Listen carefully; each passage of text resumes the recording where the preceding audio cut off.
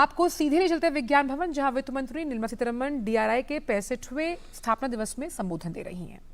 Or if I'm bringing in a artificial cause-effect relationship, having seen those bar charts, I've been closely monitoring the detection of smuggling in India, particularly of drugs and particularly of gold.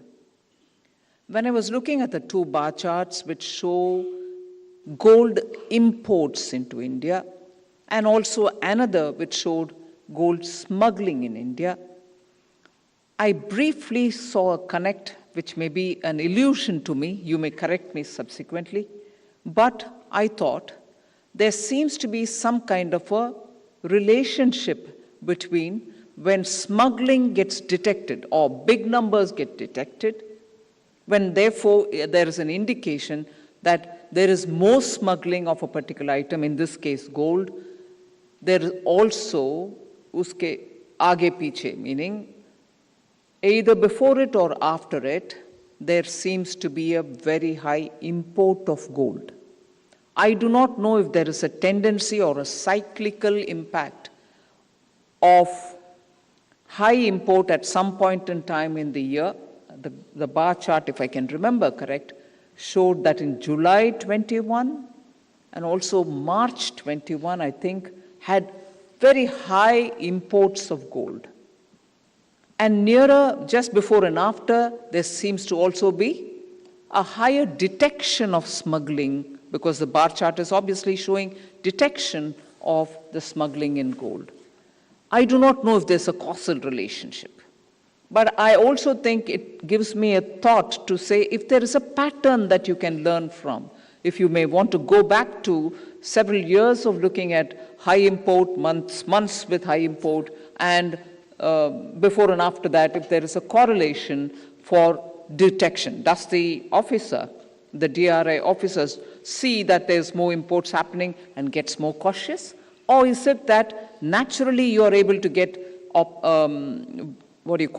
actionable intelligence, and therefore you're able to detect more of the smuggling?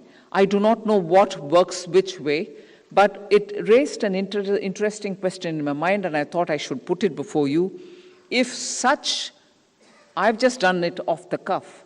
I am sure if you do it in a systematic manner, in which is what you normally do, but if there is a way in which you're able to see a pattern emerging, and I'm going to be a bit mischievous in saying something, if there's a pattern emerging even in the detection of smuggling, it's convenient for me to notice that last month there's been lots of imports, and therefore this month I'm highly alert and I'm able to detect more.